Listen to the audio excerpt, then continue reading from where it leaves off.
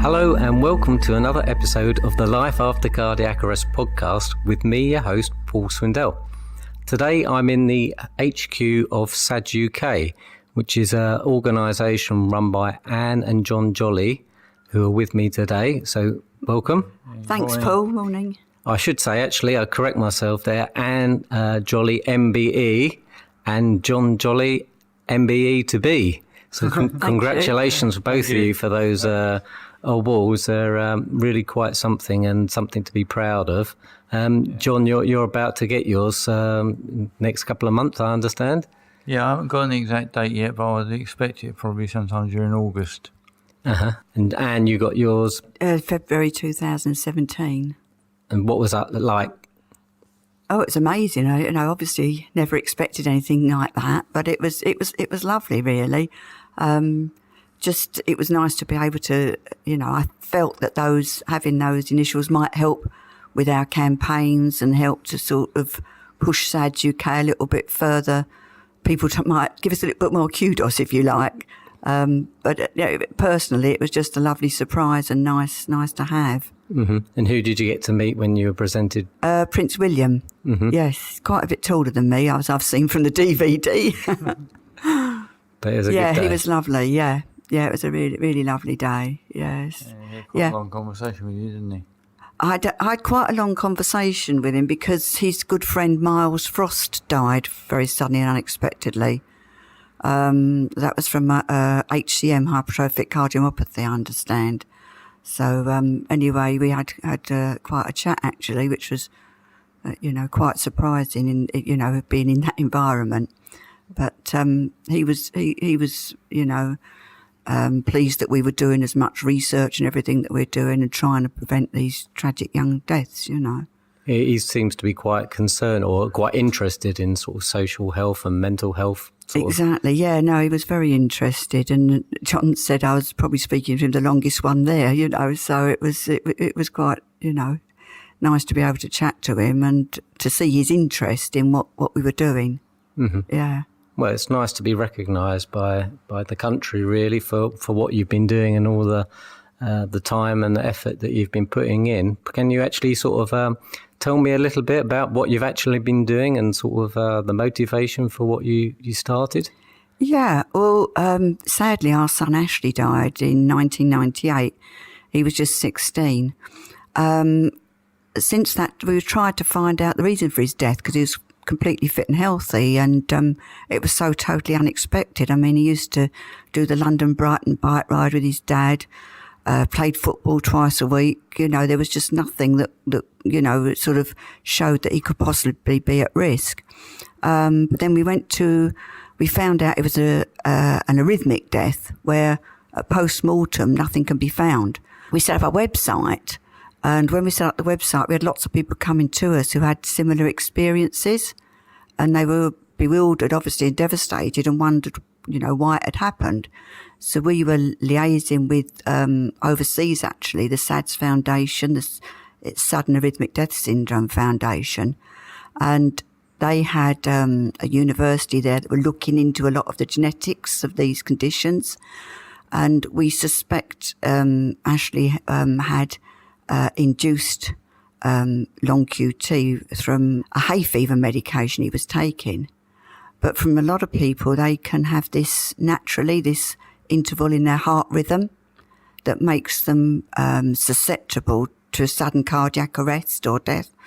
And there are factors like medication, shock, that can suddenly cause a sudden cardiac arrest and, unfortunately, sometimes sudden cardiac death. So we actually held the first SADS International Conference with people from over in the States, Italy, Canada. They all came over, and we held a conference running simultaneously. One was for health professionals, GPs, and the other was for families. And it was really, it was an enormous conference. It ran for 2 days.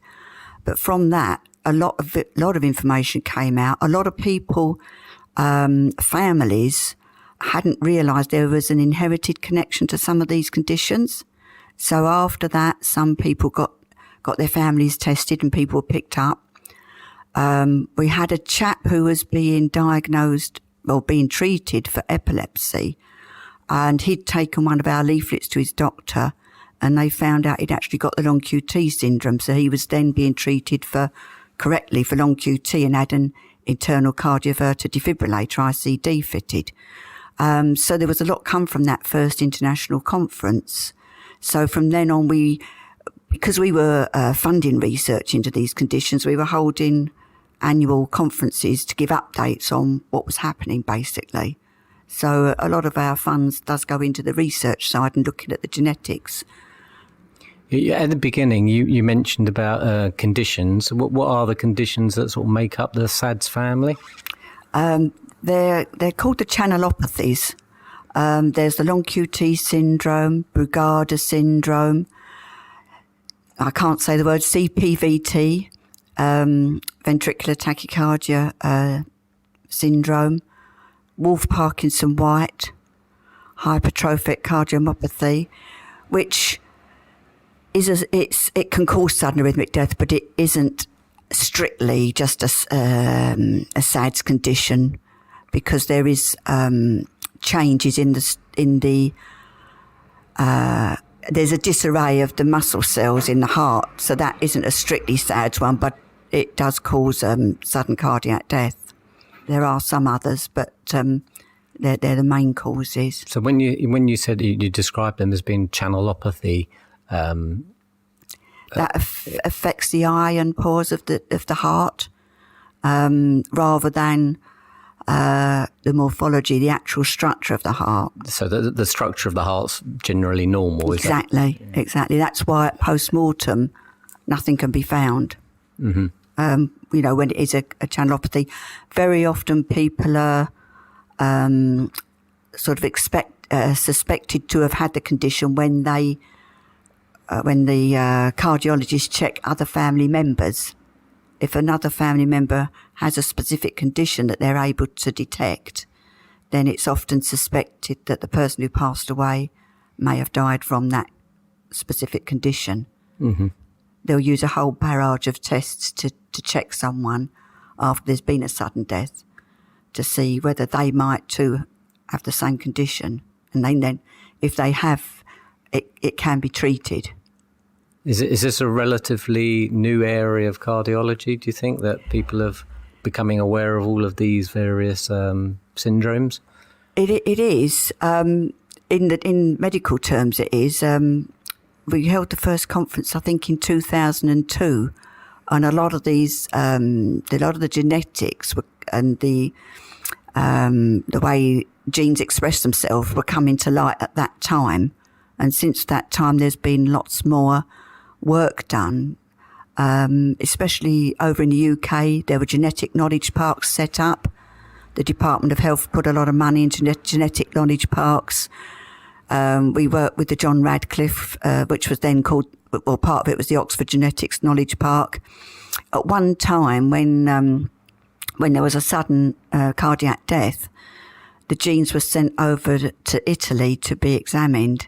But then once the knowledge parks were set up, the John Radcliffe in particular were able to go through a sequence of genes to detect whether a person had a faulty mutation. So it was a lot quicker to able to assess other family members genetically. Do you know what conditions that they're able to check for using genes?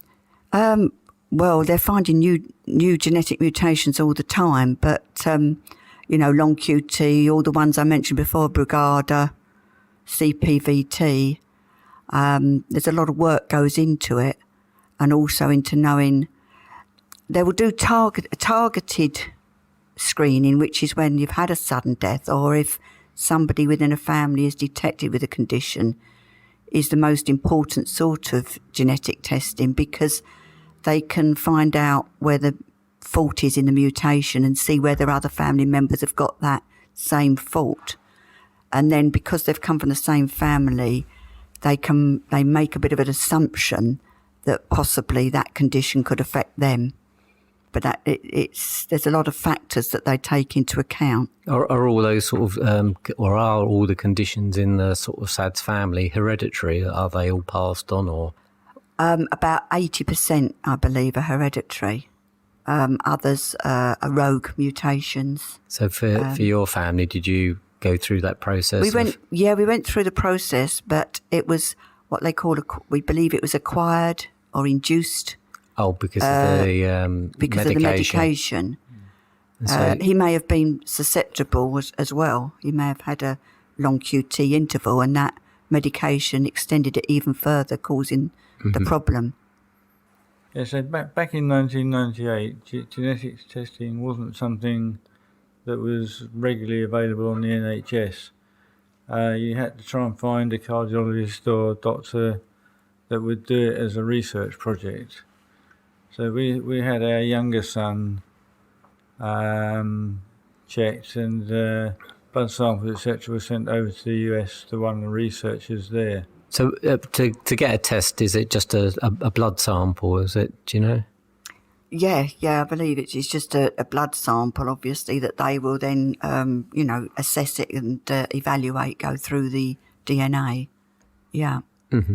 Do you know what the situation is in the UK now for people getting tested? Because I know in the FCA UK group, it seems to be a little bit of a lottery depending on where you are. Is that your impression as well?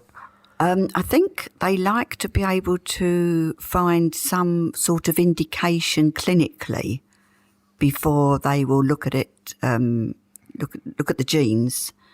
Apart from if obviously there is somebody else in the family where they've already identified there's a faulty gene, faulty mutation there.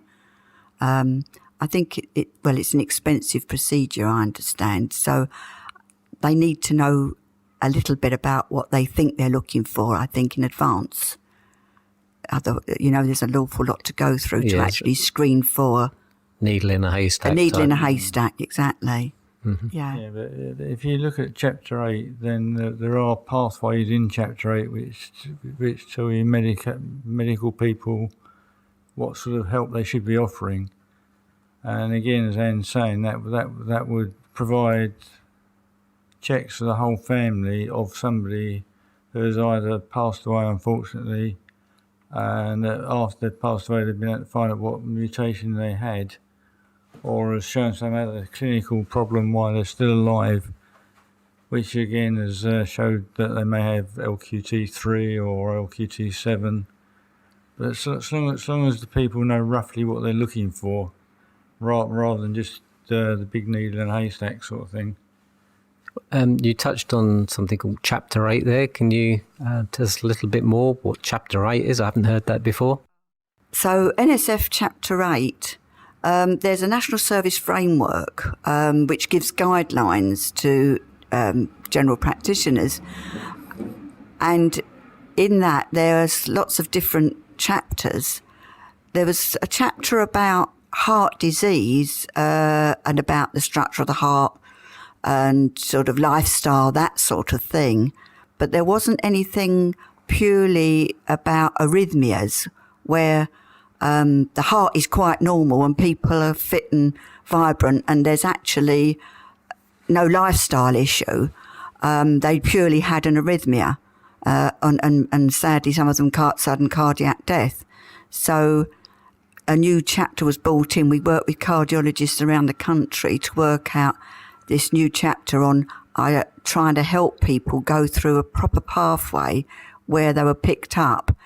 If there'd been a sudden cardiac death, relatives were picked up, or if they'd been detected with one of the conditions that we cover, other family members would also be checked out.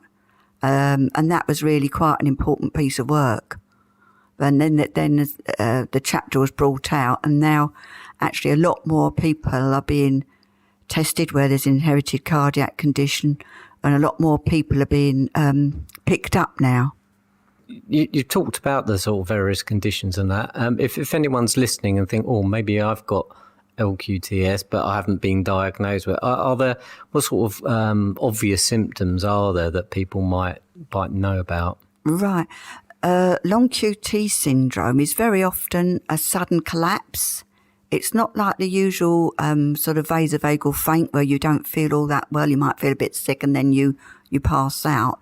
It's when you know, quite often it's even during sport, you might just drop for a few seconds, and then you come round and you don't know what happened. That is a typical long QT symptom, and that should be checked out. Go to the GP, ask them to refer you to preferably an electrophysiologist. You might get referred to a cardiologist first, probably would do, but an electrophysiologist actually specialises in abnormal heart rhythms, rather than a cardiologist may not have that specialist expertise.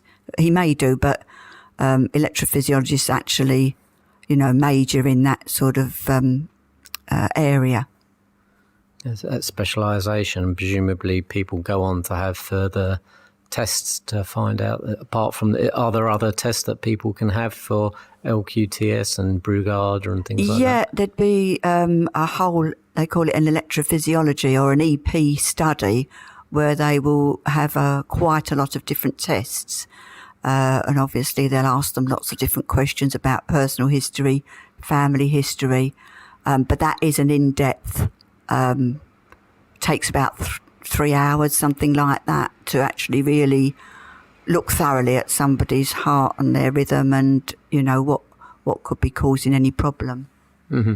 Yeah, so the testing normally would be like a stress test ECG, where you'd have your all your ECG probes put on you, and then you'd have to go on like treadmills, things like that. So they try and induce the LQT through exercise. If they still haven't managed to induce it, and they need to do further testing, and then they've got various drugs that they can administer, things like flecainide, which will induce the long QT. And is that adrenaline? Yeah, adrenaline as well. I think is quite commonly used, yeah. We talked a little bit about LQTS. Is that the most common channelopathy? It does, yes, I believe LQTS is, yeah. And what about Brugada? Brugada is probably the second most prominent one, I would imagine, yeah. Because that was featured on EastEnders a few years ago when, is it Kush, I think it is? Right. I don't know if you ever saw it. I heard about it. I didn't actually see it. There was a little bit of sort of, I wouldn't say uproar is the right word, but where this the character collapsed in the square, and then fortunately someone recognised it and did CPR, and he survived. But he was like implanted with an ICD almost straight away, and back in the square like the next week as if nothing had happened. It's typical television scenario. Yeah, exactly. Yeah. Not quite matching, and he knew the answer straight away, which I would imagine. Yes, it would have taken. Yes, it would have gone through a whole pathway trying to find out exactly what was wrong with him. Yeah, it would have taken a little bit to identify that Brugada diagnosis, I think. How long typically do you know? Oh, it's difficult to tell. I think it's months. It probably. could possibly be months. Because I would say something like that. Yeah. Thanks for all of that. So SADS charity, I imagine you've done quite a lot in your 20 odd years, or almost 20 years since you've set up. Can you sort of tell us a little bit about the things that you've been doing? You already touched on some of them, but some of the other things? Yeah, so the conferences, as I say, they're fairly important with the medical updates. We've been funding the research. We work with, the Oxford Genetics Knowledge Park when that was first started up. We work with the Institute of Medical Genetics in Cardiff, the Bristol Institute, Manchester. We've done quite a lot of work with all the major heart centres, really. We've done quite a lot of work with Papworth Hospital. That's quite a main one, and that's Dr. Andrew Grace there, who's done a lot of work with the devices, the ICDs. What work has Dr. Grace done? He's a lot of research into long QT and the electrics of the heart. but he was also quite involved in the development of, I don't know if you've heard of a subcutaneous ICD. Yes. Quite a few members of the group have got those. Yeah. So he was involved right from the beginning, I believe, with the ICD, which doesn't have the leads. It's the actual device is a little bit bigger, or it started off quite a bit bigger than the normal ICD that people are implanted with.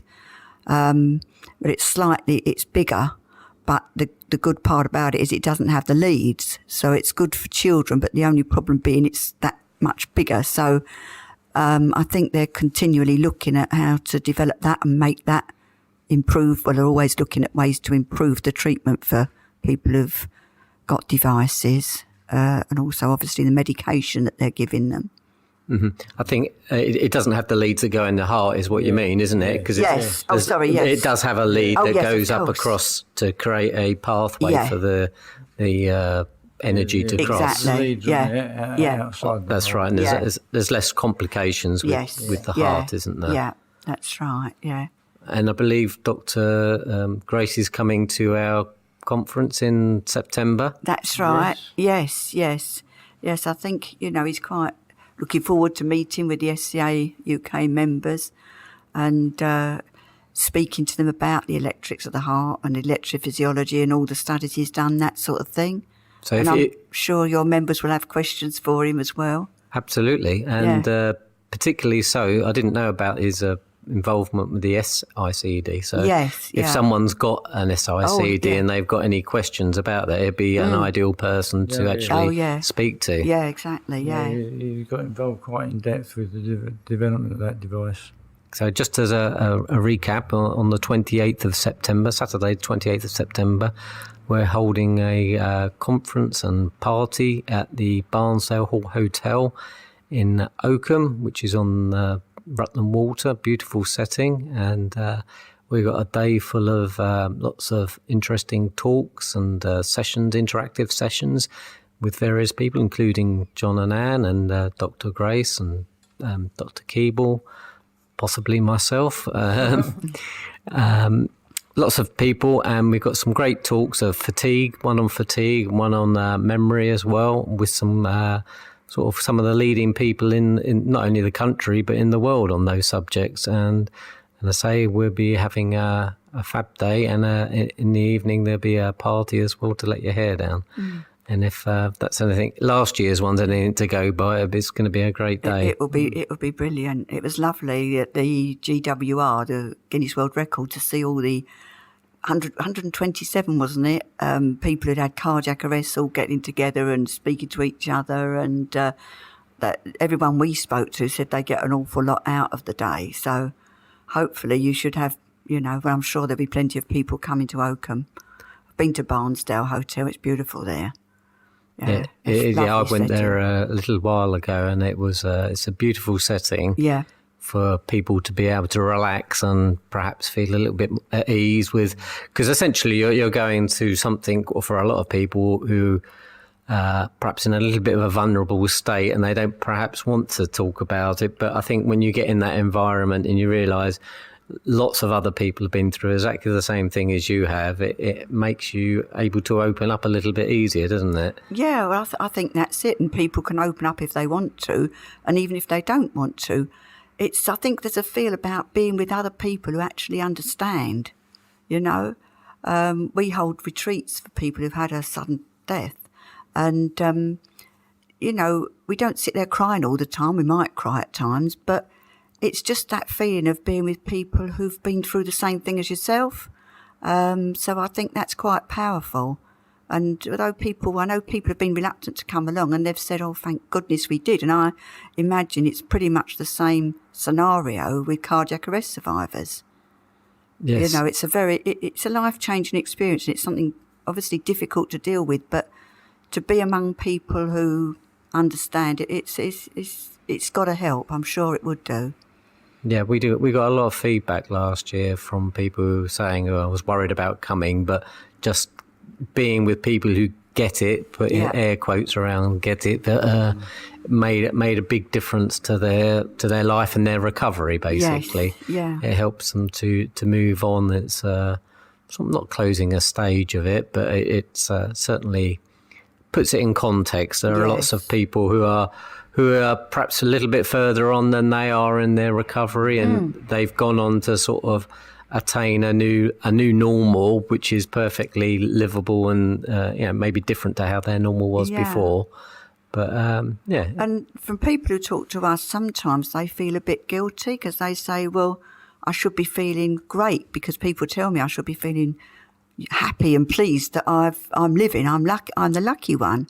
But it doesn't work like that. You've still had a traumatic experience, a life-changing experience, and there's a lot to assimilate, a lot to get used to. The family's got to get used to the idea of what's happened. They might have witnessed it, and they might, they're finding it quite difficult. So, it is important that these people get the care and support that they need. I mean, as you know, SADS UK will help people who've had a cardiac arrest, and will organise counselling with somebody who's experienced, will understand or will do their best to understand how the person is feeling and try to help them, try to support them during those difficult times. Might be times they don't want to reach out to their family because they're trying to protect their family from the way they're feeling. Or it could be a family member who's trying to protect the person who had the cardiac arrest from how they're feeling. Everyone's trying to protect one another, but at the same time, you're all feeling quite vulnerable and sort of going through a difficult time. So, support is very important, really. Absolutely, and that you sum that up very well. And if people want to access the support that SADS can provide via the counselling, which is fantastic, thank you very much for doing that. How would they achieve that? Well, if they just wanted to email us on info@sadsuk.org, and we'll liaise with them, obviously find somebody in their area, and we can organise sort of up to 6 sessions for them. Okay, so we're down in Essex, so they wouldn't have to come to Essex. It'd be someone in their area. Yeah. And are they someone who's specialised in this sort of event, or would it be? It would be someone who's BACP accredited and will have had a lot of experience. They would have probably had quite a few years of experience, and part of that experience would be to understand what it's like to live with a health condition, and to understand the feelings around vulnerability, anxiety, not necessarily a cardiac arrest, but that they may have. But they will definitely be very experienced counsellors who will, put themselves in your shoes and do their best to support you.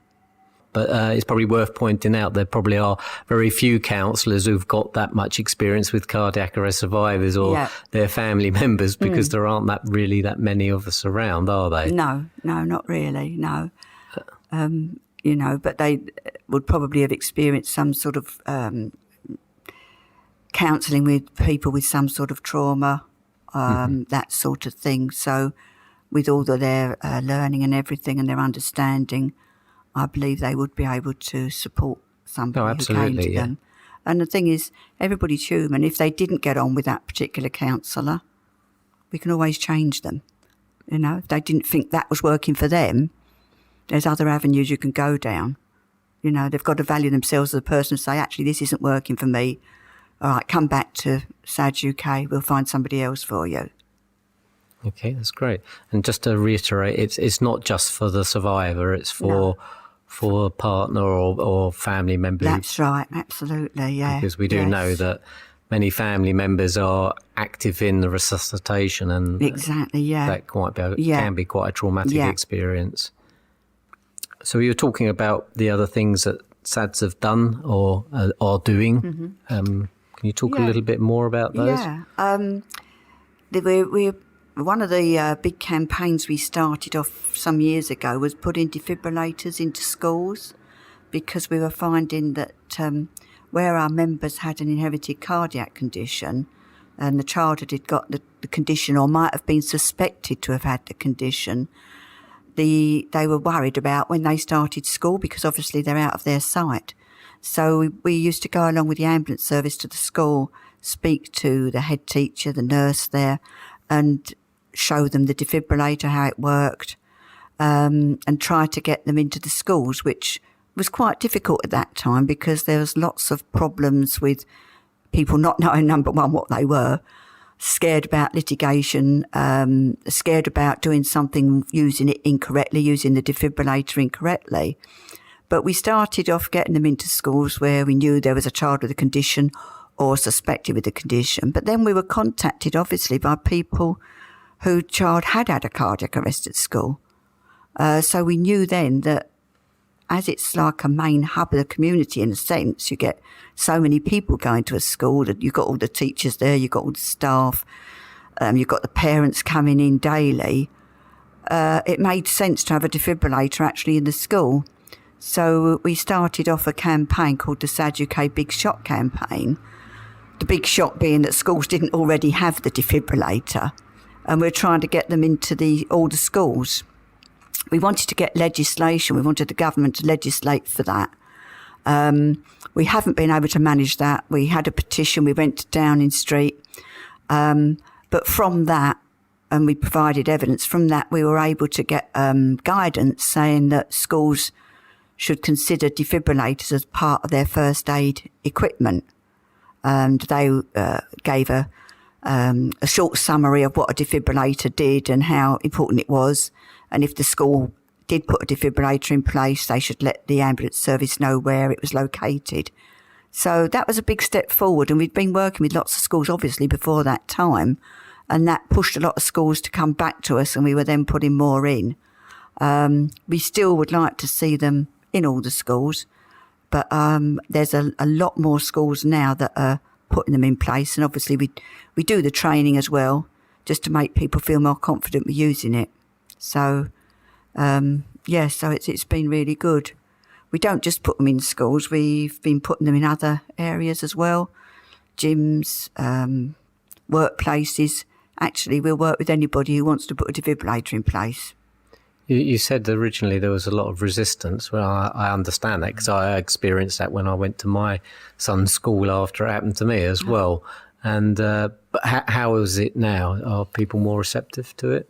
Oh, it's changed completely, I would say. It's unusual to get a school that's not interested in having a defibrillator now. I'd say, especially, we'll go along there and we'll demonstrate it, show them the automated defibrillator. Because I think in a lot of people's minds, they're still imagining that you've got to be a medical professional to use them. But the technology is advanced much more than, obviously, naturally, people's perception of what a defibrillator has. And because SADS UK are working with them all, defibrillators and people all the time, obviously we know how easy it is. But the defibrillator will talk to you, tell you what to do. It won't give us shock unless it needs to. So they're absolutely safe. And the ambulance services actually endorse putting the defibrillators in place because they know that when they attend a scene, if somebody's been doing CPR and used the defib, they're more likely to get a positive outcome. Because we know every minute or every second counts, exactly. Doesn't it? And so yeah. I think there's a stat about for every minute passes, the chance of being resuscitated goes decreases down. 10%. Yeah, That's yeah, yeah. And we've also we put them in public places as well. John, my husband John, who is a design engineer, he's retired now, but he developed a cabinet and he's constantly updating the cabinet, looking at the design of it and how it works. But we're getting lots of cabinets being organised now, aren't we? Yeah. So John could tell you a little bit more about the cabinet for the defibrillator. Well, the cabinets are waterproof, so that they can be outside in the rain without any problems. They're also heated, so that during the winter time they always stay just a little bit above zero, so that everything stays nice and functional. Now that they're Yeah, so they've been carefully developed. But we're getting out into the community. We're getting parish councils contact us. Where else? The village hall. They're going on village halls, aren't they? Yeah, churches. The schools now, we're trying to get the schools to put them outside. A lot of the places now are putting them outside their premises so that not only can they use them, but they're also available to the public sort of 24/7.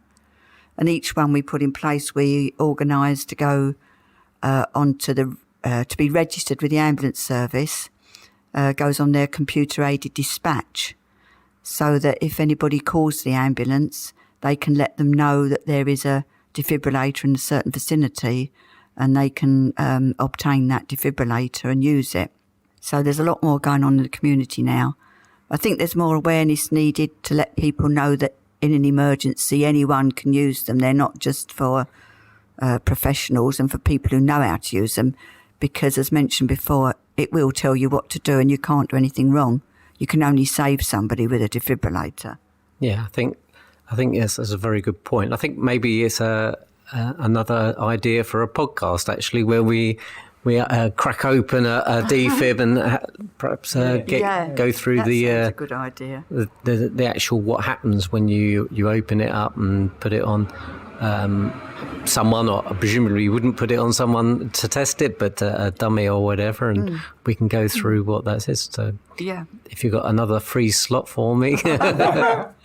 But going back to what you've been saying, it sounds fantastic. You've been getting out. Do you know how many defibs you've got out into the wild now since you've been doing this? There'll be thousands, won't there? Because with the defibrillators that we've actually, done ourselves, those that we've worked with schools to put in place, the cabinets that have gone out there. How many? There's thousands of cabinets that have been produced, isn't there? There's over 3,000 cabinets. Oh, in that case, it's more than that then. And I guess not everyone's had a cabinet, have they? With their device. No. So there's 3,000 cabinets, so they've all gone out, so they'll all have had defibrillators in them, won't they? Yeah. And then there's all the defibrillators we've done from the office. That aren't in cabinets, that are in schools and in various, workplaces, that sort of thing. You don't have your own defibrillator, do you? No. You source those from suppliers? We use the main manufacturers, the ones that the ambulance services use. And what brands would they be? Well, there's the Zoll, the Life Pack, the iPad. What else is there? Cardiac Science, G5. Yeah, the G5. Striker. Yeah, so they're all ones that are used, in the community. So a common question in the group, the Sudden Cardiac Arrest UK support group, is that quite often when a person's got a little bit along the recovery path, they want to give something back. And one of the obvious ways to give back is to put an AED into their community. So what would they need to do, and how much money are we talking about for all of that? You're talking around about 1,600 for what they call a CPAD, Community Public Access Defibrillator. So that would be the defibrillator, the cabinet, installing it, training. So that would all be a complete package. Mm-hmm. Yeah. And installing it, is that going to cost extra as well? What is involved in the installation process? A qualified electrician would need to put it in place, and they would commission that themselves. But that would all be included. That 1,600 would cover that as well. And so, what would they be looking for? A spot ideally on an outside wall. Ideally on an outside wall, they'd need access to. Is it 240? Yeah. 240 volts. Yes. So that's just a sort of normal household, or the sort of domestic plug sockets. Could you put a branch off of that or something? Normal domestic socket with a RCB connection. Mm-hmm. And so you get some cabling, put it through, you put your box on the wall, and then the defib lives inside of that. Is that connected up to the power, or is the power just to keep the temperature at an ambient level? Just to keep the cabinet and the temperature inside at an ambient level, because otherwise the electrodes, the pads that adhere to the patient, they can deteriorate. If it goes sort of below freezing for any amount of time, they just crack up. Okay. So it just needs to be kept at a reasonable temperature. That only goes on if it gets really, really cold, the heating. It's just on a thermostat. The defibrillator isn't charged from the mains power supply. No, the defibrillator is standalone, isn't it? It's got a lithium battery, I understand. Yeah. They need to be replaced every 4 to 5 years. And with, I think I'm right in saying every defibrillator, the pads, the electrodes I spoke about, they need to be replaced every 2 years because as the gel on them deteriorates over time. And what sort of cost are we talking for that? Oh, they all vary a little bit actually. The pads vary quite a bit. So I'd say £80 roundabout, something like that, every couple of years. Is that including the battery as well, or? With the Life Pack, £80 includes the charge stick to charge up the battery. But on the others, the battery is independent, and so you might be looking at, I think, a couple of hundred for the batteries. People would need to check that out. So it's worth bearing in mind that once you've bought it, you need to maintain it. It's not a right? lot in the big scheme of things, but you need to put a plan in place to make sure you've got some money to cover the pads and battery. Yeah, and, as well as the sort of financial implications.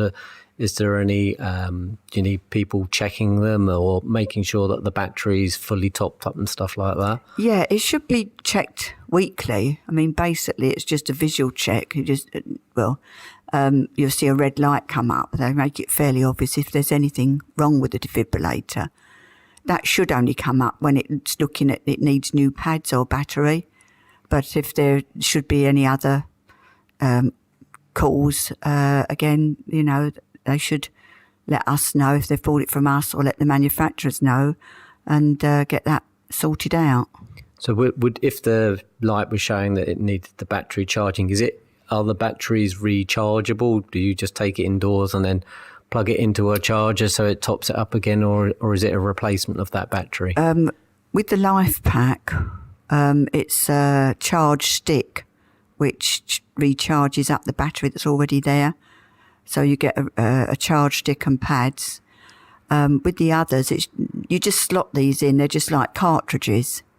And the same is with the cardiac science. The Zoll has its own batteries, doesn't it? You just input them yourself. The batteries, they're very simple to do. Mm-hmm. Yeah.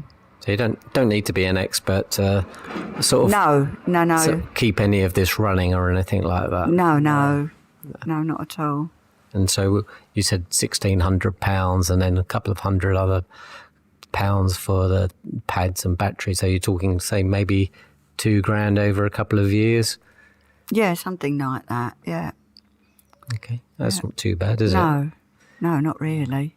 And with the sort of relatively recent announcement in the government that they are going to make CPR training and AED awareness in schools, how do you think SADS are going to be able to play a part in that? Well, we're already sort of looking at working out a model of training locally. As you mentioned, Dr. Keeble, we're working with him at the moment to find a way to sort of train the Year 10 school students and to keep that momentum going so that every child in the school learns CPR and understands how to use the defibrillator, so that once we've got that going, we will roll that out to other areas of the country, is the idea. So, yeah, it's the importance of, already youngsters are getting aware of what a defibrillator is because they're seeing more of them around. So it will be that awareness program. It will be seeing the defibrillator, seeing how easy it is to use, and also showing other people how to use it as well. What's your impression of youngsters when they see a defib, and are they familiar with it? Is it just another bit of tech? Are they understanding of the value of it? Not just the financial value, but what it can do. Oh, yeah.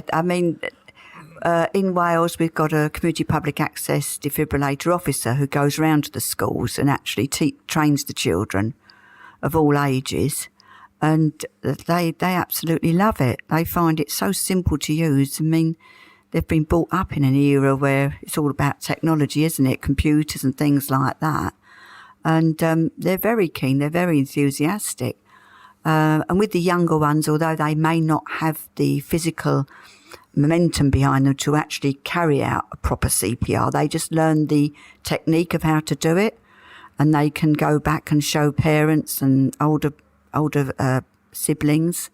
So yeah, it's amazing how they just like a duck to water, really. Youngsters, they seem to embrace it and understand what it's about and what they need to do. With regards to the teaching of CPR in schools being mandatory, I'm imagining that the government aren't putting in a load of money to actually give everyone an AED. So are schools still going to have to raise their own funds to buy an AED and maintain it? Basically, yes. So if anyone was out there and they wanted to get one, they should contact you? Yeah, I mean, we have a list of all different fundraising ideas for schools. I mean, we appreciate schools are all of different sizes, but the senior schools, for instance, they can have a non-uniform day, £1 a child that practically, it buys a defibrillator. Lots of schools have done that. But, they do various sports days, sponsored events, that sort of thing, fetes. There's so many ways they can raise the funds towards a defibrillator, and we help them put it in place, We also organise a press release. If they're having any events, we can organise a press release to get people more involved with what they're doing and hopefully raise more funds towards the defibrillator. Rotary clubs and all the various Masonic clubs, those sort of people are always good to approach, or quite helpful if they know a school's proactive in raising the funds. So there's lots of ways that if they want to get a defibrillator, they can make it happen. Okay, Yeah. so that applies to anyone in their community, not just schools. If they need or they want to get one set up in their community, they just get in contact you with the address that you mentioned earlier, the info at sadsuk.org. That's right, and we provide leaflets and little promotional items free of charge to help them raise the funds, and we can do posters, that sort of thing for them. So we've worked with lots of schools in that way to get the defibrillator, get the funds together.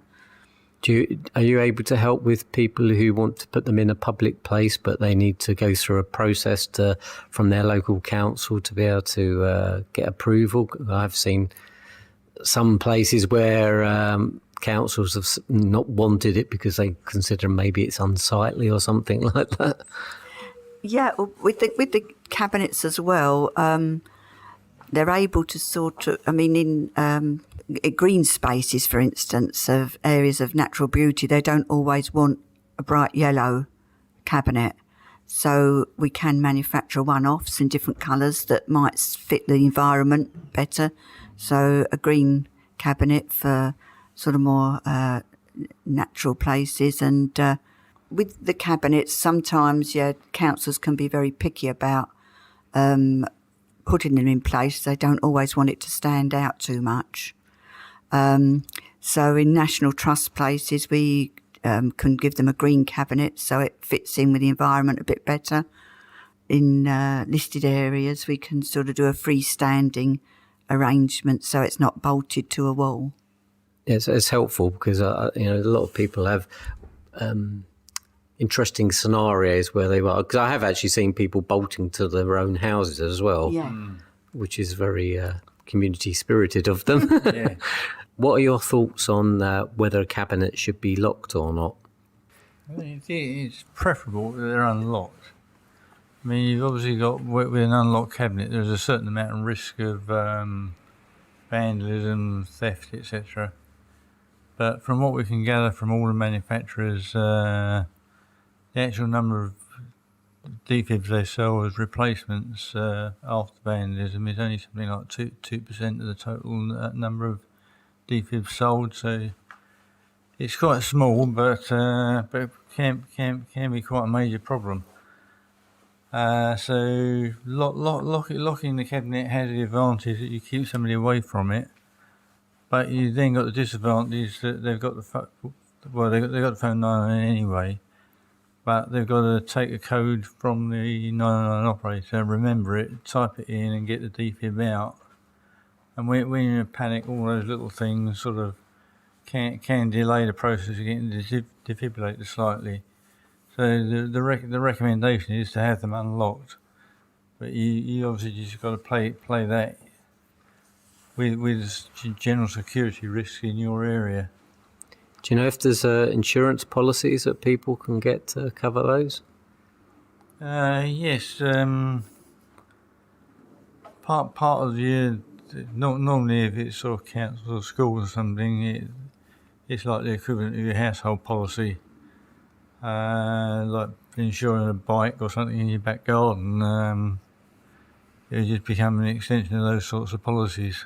A couple of years ago, we talked about it earlier, the Light at the End of the Tunnel conference, and you've had several conferences revolving around SADS and cardiac arrest, and you've helped support sudden cardiac arrest in that respect as well. Where we had some of the meetups where we needed a little bit of funding. You were kind enough to support that, and you've also gone on to support us with a leaflet that people can that you've had printed up for us, and I think we've had about 10,000 printed of those that can be distributed amongst cardiac facilities across the country. So if you want any of those leaflets, it just describes a little bit about the group and what we do, and helps people find out about the group. So if you want any leaflets to put in your area, please contact SADS at the email address we gave earlier, which is info@sadsuk.org.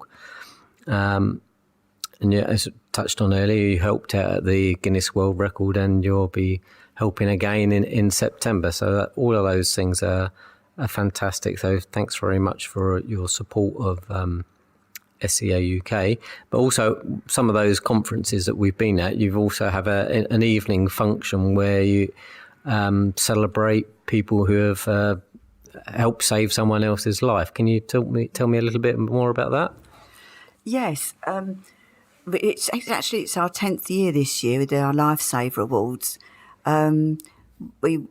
It's just been so great to hear about people picking up the defibrillator and using it and saving a life. And we've heard of so many different sort of scenarios, from sort of people, builders, who were building by Harrods, and somebody had a cardiac arrest and they got the Harrods defibrillator and resuscitate them. And is that a gold-plated one?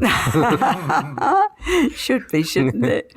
And the firefighters, where they've attended a scene where a car's gone into flames and the person's in cardiac arrest, and they've used the defibrillator, because a lot of the first response vehicles now have their defibrillators on board, which is great.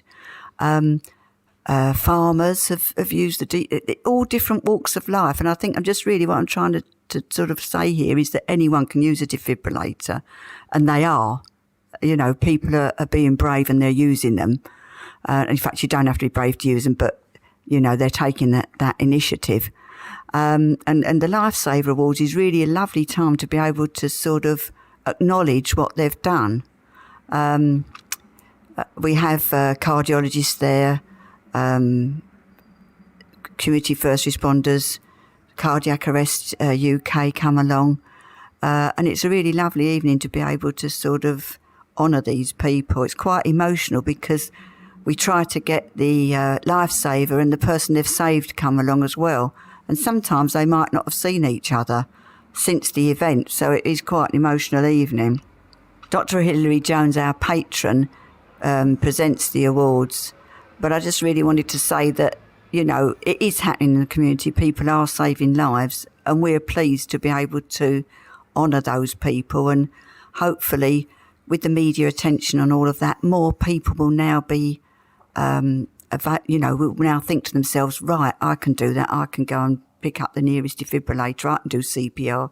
I can save someone's life. Yeah, it's absolutely fantastic evening. I've been party to a couple of times. I think it's brilliant that you're recognising people and giving them awards like that. And it's great to bring, like you say, it's great to bring the survivors and their saviours together. Yes, and I know from personal experience, it's a great experience and it's a real win-win. And I think last year there was some young people involved in the save as well, which was really good. Or several times I've seen young people who have been there, so it's really good for them. It is. It is.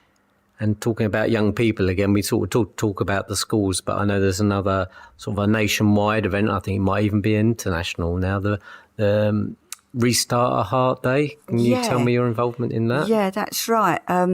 It's now the World Restart a Heart Day. I think they've done 9 Restart a Heart Days in Europe, but now it's a world one, and this is the second one, I believe. And we're involved working with the East Midland Ambulance Service. And John, you can say a little bit more about the World Restart a Heart Day. Yeah, the East Midlands Ambulance Service have got together a whole group of people, all the fire services, they've got the police services, they've got youth councils, etc., and charities like SADS UK, and we're all getting together to contact schools, particularly in the upper years, so we're getting the sort of 10, 14-year-olds. And on World Start Heart Day, there'll be teams of people from all these different organisations all going into each of these schools and providing CPR training and defib familiarisation during the day for that day. Yes. It is across the whole country, though, isn't it, or across the whole world? It is. All the different ambulance services will be involved, I'm sure. And I remember, I think it was last year, I remember reading somewhere that it was like 200,000 kids taught in one day or something like that. Yeah, which is staggering, really. Last year, was the most they've ever done. Obviously, it's building year on year, so it really is good initiative. Yeah. So if anyone was at a school and they didn't know about it, how could they get their school involved? Well, if they wanted to contact us, we can put them in contact with their ambulance service who will be involved in doing something in their area. So if they contacted us at the info@sadsuk.org, and we can put them in contact with someone who would be able to help. So are all ambulance areas in the UK involved, I believe most are, yes. And what about internationally? You said it's world. Do you know what countries are also involved? I couldn't reel off all the countries to you, but it's an enormous initiative now. Will it be in the States and Australia? I believe so, yeah. I believe so. Going from the stats that I've seen from the podcast, the sort of people who listen are mainly in the UK, as you would expect, but also in the States and Australia. Right. Although I have got a few in Africa as well, so hello to those. Far and wide, and further afield as well. Yeah. But there's no reason why it couldn't take place anywhere, really, isn't it?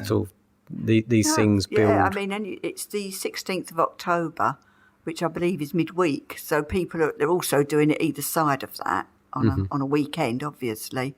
So I mean, anybody I'm sure could do their own thing and just get that training out there, get that CPR out there. First aid training organisations, anyone could organise a day and get some publicity from it and let people know how important it is to learn CPR and use, familiarise themselves with the defibrillator.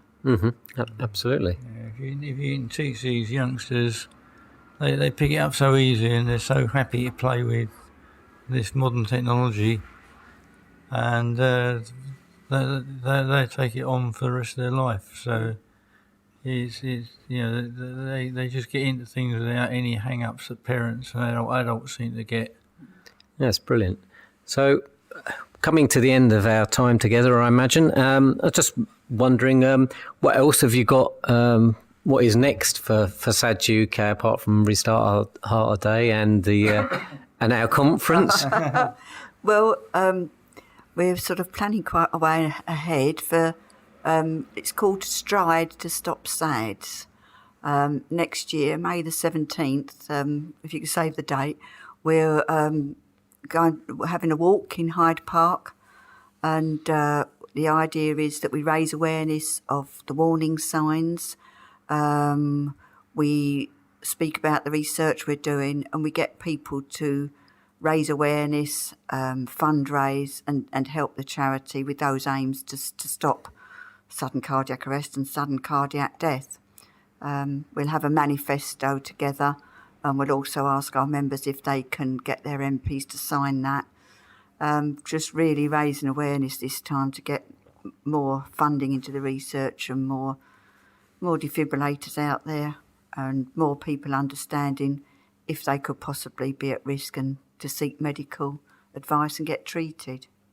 Okay, sounds great. So in Hyde Park, how far was that, did you say?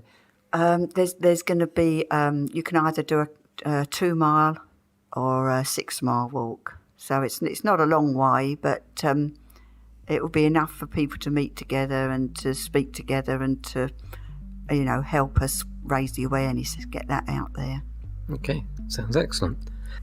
Okay, so I think we're just about finished for today's episode, and I'd just like to reiterate my thanks to Anne and John for their time and also for their incredible work since they started their charity and their obvious sad situation that caused it to come around. But I think everyone would agree they've done absolutely the memory of Ashley really proud, and it's been a fantastic to know you guys as well. Thanks, Paul. And thank you for your help. Thank you. So thanks a lot.